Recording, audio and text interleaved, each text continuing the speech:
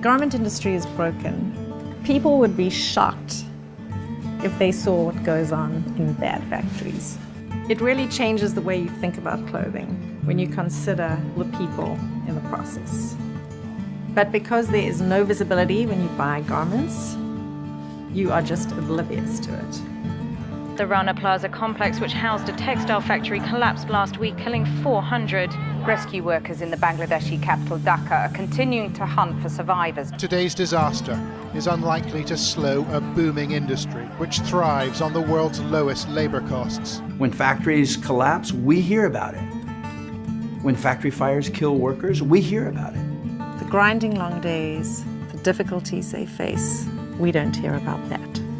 It touches something we don't want to talk about a lot, which is poorly paid people living in places where they don't have a lot of opportunity. That's a hard subject to talk about.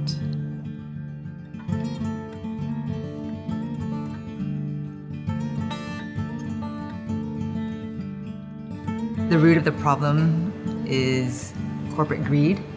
It's companies trying to maximize profit by selling as much for as little as possible to consumers who are willing to buy those products. More and more Americans are awakening to the reality that there are responsible, sustainable alternatives to sweatshop products.